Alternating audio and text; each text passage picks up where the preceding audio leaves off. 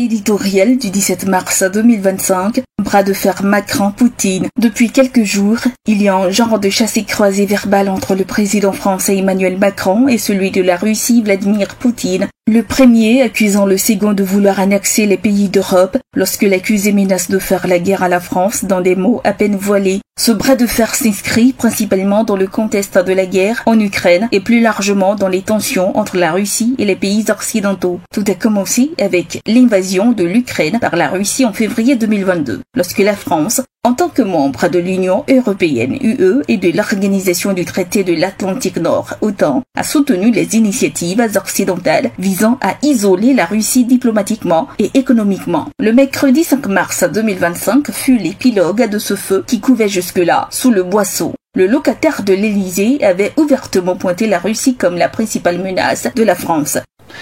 Au-delà de l'Ukraine, la menace russe est là et touche les pays d'Europe, nous touche.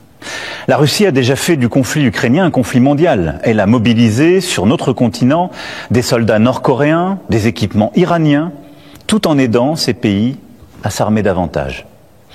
La Russie du président Poutine viole nos frontières pour assassiner des opposants, manipule les élections en Roumanie, en Moldavie. Elle organise des attaques numériques contre nos hôpitaux pour en bloquer le fonctionnement. La Russie tente de manipuler nos opinions avec des mensonges diffusés sur les réseaux sociaux. Et au fond, elle teste nos limites. Elle le fait dans les airs, en mer, dans l'espace et derrière nos écrans. Lorsque Macron ne porte pas de gants pour traiter Poutine avec les mots que vous avez entendus, nous sommes loin de la diplomatie et il y a matière à craindre. À la suite des propos du président français, Poutine est monté au créneau pour rappeler l'histoire glorieuse de son pays à travers le temps. Il existe encore des gens qui veulent retourner au temps de Napoléon en oubliant comment ça s'est terminé. Dans cette séquence, Poutine semble faire référence à la campagne de Russie, également connue en Russie comme la guerre patriotique de 1812, une crise entre Alexandre Ier de Russie et Napoléon, roi de France, qui aurait tourné en faveur de la Russie. Dans tous les cas, là où la vie d'un être humain est menacée, le reste du monde doit se mobiliser pour le secourir, même si Macron souhaite positionner la France comme un leader diplomatique, surtout lorsqu'il s'agit de Vladimir Poutine.